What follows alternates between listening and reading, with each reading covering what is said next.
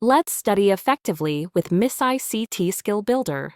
In this video, we will understand how binary digits can represent image so computer can process and store them.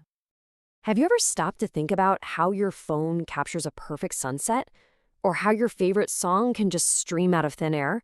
Well, it's all down to a secret language, a language of pixels and waves. Today, we're going to decode that language and show you exactly how computers see and hear our world by turning it all into simple ones and zeros.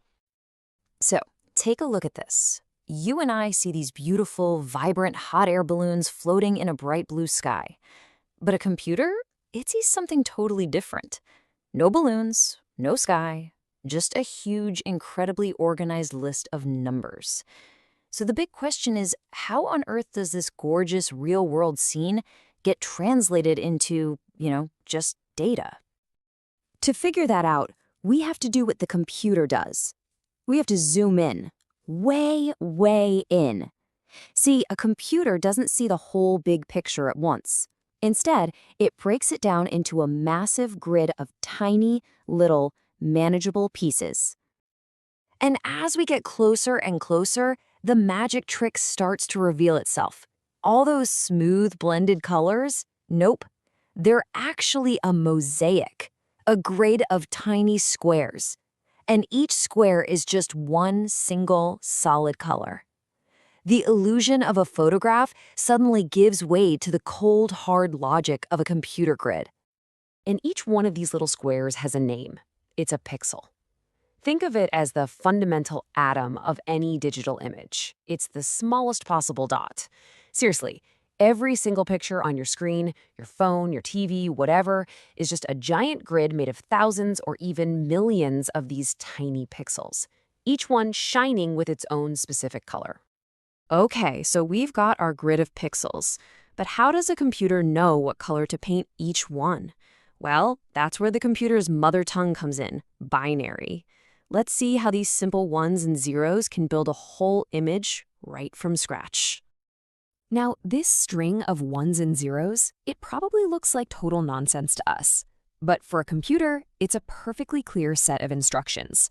It's like a recipe, a step-by-step guide for creating an image one pixel at a time. First things first, the computer needs a canvas to work on. The binary code tells it, okay, make me a grid that's 9 pixels wide and 8 pixels high. This is what we call the image's resolution. Now that the canvas is set, it's ready to start painting. And here comes the cool part. The computer just reads along that string of binary code. For every 0 it sees, it leaves a pixel white. For every 1, it colors it black. It just goes along, filling in the grid, pixel by pixel, and voila! A smiley face just appears out of nowhere. That's the real power of binary, turning a bunch of abstract numbers into something we instantly recognize. Okay, black and white is pretty straightforward. A 0 or a 1. Got it. But what about that hot air balloon photo? How do we get from just 2 colors to the literally millions of shades we see in a real photograph? How can binary possibly handle that? Well, the answer is a concept called bit depth. Here's an easy way to think about it. If you have a bit depth of 1, it's like you only have 2 crayons in your box, black and white. But if you have a higher bit depth, you get a much, much bigger box of crayons. And with more crayons, you can obviously draw a much more colorful and detailed picture. And this brings us to one of the most fundamental rules of the entire digital world. There is always a trade-off. Right? More bits mean more colors, which means higher quality, but it also means a bigger file. It's this constant balancing act between how good something looks and how much space it takes up. And this is where it gets crazy. With just 1 bit, you get 2 colors. Fair enough. But jump all the way to 24-bit color, and suddenly you can create over 16 million different colors.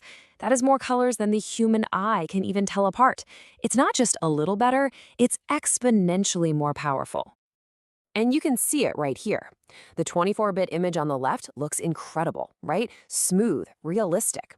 The 8-bit one in the middle, it's not bad, but you can definitely start to see some weird color bands if you look closely. And then the 1-bit version on the right, I mean, it's just a grainy shadow of the original. The difference in quality is absolutely massive.